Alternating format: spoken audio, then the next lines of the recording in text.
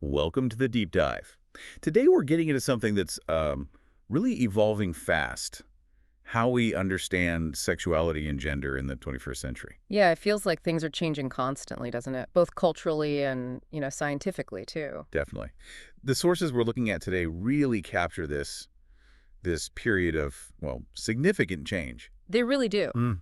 We've got a mix and overview from current opinion in psychology, sort of setting the stage. Right. The sexual and gender diversity in the 21st century one. Exactly. Then there's one from Hecto and International, Gender Identity in the 21st Century, which is great for defining terms and concepts. Helpful for grounding the conversation.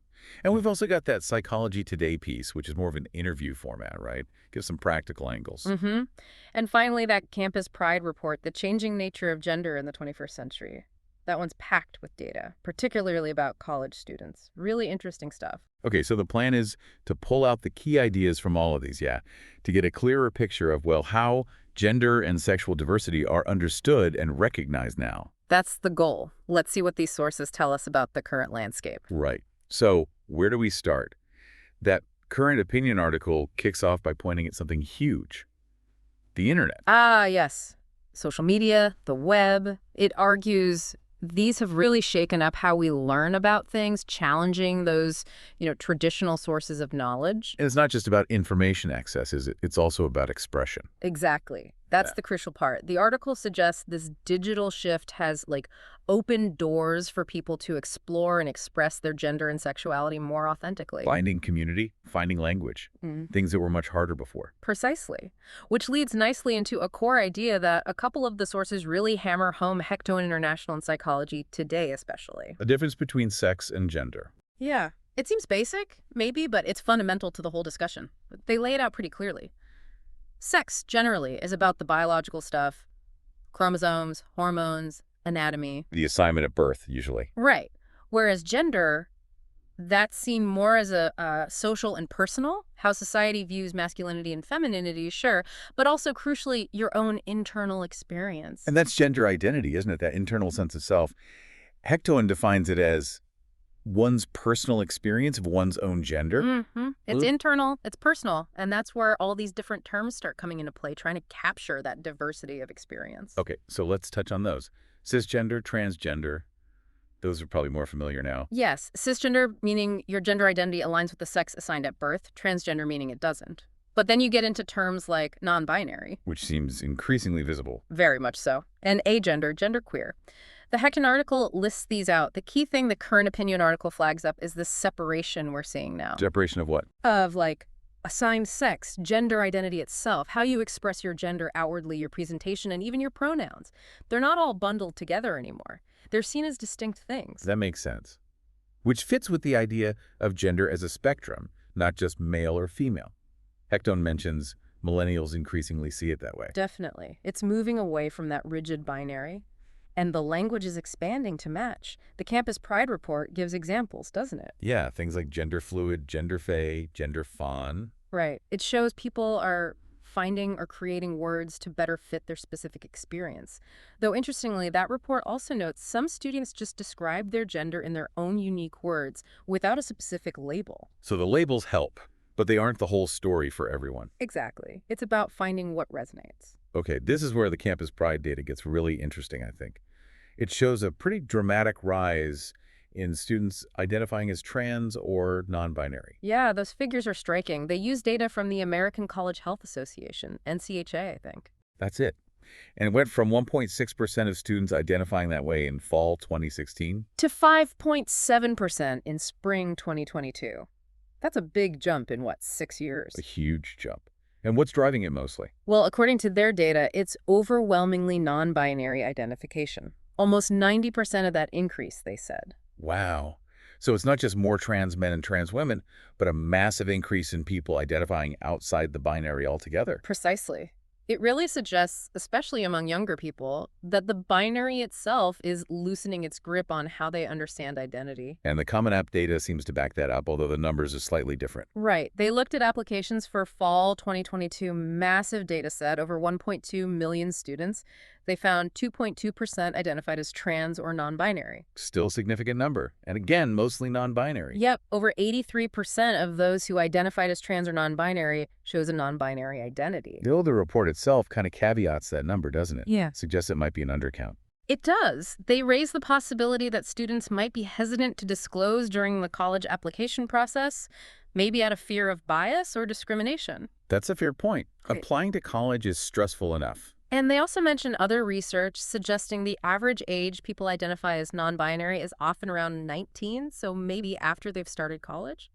So the college environment itself might be a factor, maybe offering more space or community to explore that identity. Seems plausible. It could be a place where they feel safer or more able to articulate it. There was another interesting data point about who identifies as non-binary. Something about sex assigned at birth. Oh, right. Both the Common App data and other research mentioned in the Campus Pride report point to a higher percentage of individuals assigned female at birth, AF-AB, identifying as non-binary, around 80% in the Common App data. Why might that be? While the report speculates a bit, it suggests that maybe societal expectations are, well, different. Someone assigned male at birth might face harsher pushback or policing if they deviate from expected masculine norms. So expressing gender nonconformity might feel, or actually be, riskier for them. Potentially, yes. Whereas there might be, at least historically or culturally, slightly more perceived flexibility in gender expression for those assigned female. So the journey to recognizing or expressing a non-binary identity might feel a bit less obstructed for some AFAB individuals. It's complex, obviously. Yeah, definitely complex. Okay, so we have this growing understanding, this expanding language. How does this play out in, like, day-to-day stuff? Pronouns seem key here. Absolutely. The Hectone article stresses how important asking for and using someone's correct pronouns is. It's basic respect, really, validating their identity. And the Common App data actually tracked pronoun usage. What did it find? It found just over 3% of all students used pronouns other than the standard she or he, him. Okay, 3%. Doesn't sound massive on its own, but in the context of millions of students. It's definitely a noticeable shift, and digging into who uses them is revealing. Right, among those non-binary students who use pronouns outside the binary. The overwhelming majority, over 96.5%, used they, them. So they, them is clearly the dominant non-binary pronoun set being used. No question. But the report also mentioned neopronouns, right? Yeah, things like zexum or zazir, and even noun self pronouns like fay-fair. Were those common? Not as common for exclusive use in the Common App data. But what was interesting is that many students reported using multiple pronoun sets. Oh, like someone might use they, them, and zexum. Exactly. Or she, they, or he, they. It shows a real fluidity and intentionality, I think. People are being quite specific about how they want to be referred to. That makes sense. The data also found something intriguing. Some students identifying as male or female also use non-binary pronouns. Yeah, the Campus Pride report floated a few possibilities for that. It could be someone exploring their gender, maybe trying things out. Or maybe showing solidarity. That's another possibility.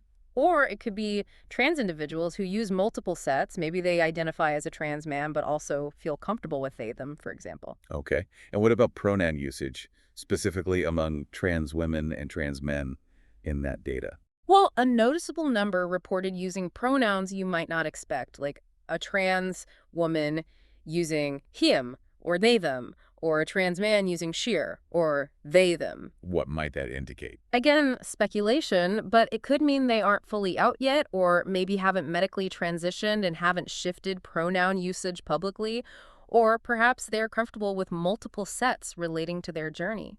It points to the complexities of transition and identity presentation. Right. It's rarely a simple switch. Now, something the Current Opinion article really emphasizes is intersectionality. Super important concept. Basically, the idea that you can't just look at gender or sexuality in isolation. Our experiences are shaped by how all our identities, race, class, disability, etc., intersect.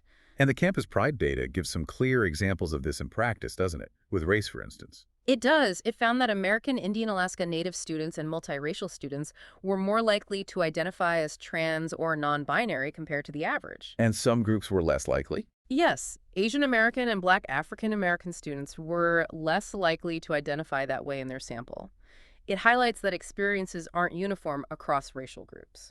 There was also a finding about international students in the Common App data. Yeah, a lower percentage of international students identified as trans or non-binary. The report suggested maybe language barriers with the survey, or perhaps different cultural frameworks for understanding gender identity could be factors there. Interesting. And even being a first-generation college student seemed to correlate slightly. Just slightly, yeah, So culture really shapes how these identities are lived and expressed. definitely. Which brings us to this kind of tension the current opinion article talks about. The paradox of the present. That's the one. We're seeing all this progress, right? More visibility, more discussion, arguably more acceptance in many circles. Yeah. But that visibility doesn't automatically mean less danger or less prejudice. That's the paradox. So even as understanding grows, the stigma and the negative consequences haven't disappeared. Exactly. The article points out that this persistent stigma contributes to real health disparities for people with minoritized gender and sexual identities. And we still see, hostile debates and legislation targeting gender diversity in various places. It's not a straight line of progress then. Far from it. And the Campus Pride report brings it down to a very practical level, noting that even trans students using they/them pronouns still get misgendered frequently. Ugh. That shows the gap between knowing the right thing to do and it actually happening consistently. There's still a long way to go in terms of genuine, everyday affirmation. So looking ahead, Mm. what do these sources suggest about the future? Does the Campus Pride report make projections? It does anticipate that the number of young people identifying as trans and non-binary is likely to keep growing. Why? Just because of momentum. Partly that, but mainly driven by that increased visibility and hopefully growing acceptance. As it becomes safer and more understood, more people feel able to identify openly. Younger generations are growing up with more awareness. And presumably the language will continue to evolve too. That seems very likely. The report suggests younger generations will probably develop even more nuanced ways to talk about gender, refining the vocabulary as they go. It feels like a dynamic process. It really is. And the experts in that Psychology Today interview threw out a fascinating long-term thought. Oh yeah, what was that? They sort of wondered what society might look like if we raised kids with much less rigid binary ideas about gender right from the start. How would that change things down the line? Big question, right? Could reshape concepts of identity, roles, relationships, everything, potentially. Pure speculation, of course, but interesting to think about. Definitely. So let's try and wrap this up. What are the big takeaways from this deep dive? Well, clearly the 21st century is seeing a massive shift in understanding and talking about gender. We're moving beyond the binary in significant ways. Yeah, the rise in trans and especially non-binary visibility is undeniable based on that data. And the language is racing to keep up, it seems. It really is. But we also have to acknowledge the other side, that paradox. Progress is happening, acceptance is growing in places, but the challenges are still very real. Stigma, prejudice, misgendering, hostile environments, they haven't gone away. Not at all. There's progress and pushback happening at the same time. Okay. So maybe a final thought for you, the listener, Yeah. to chew on.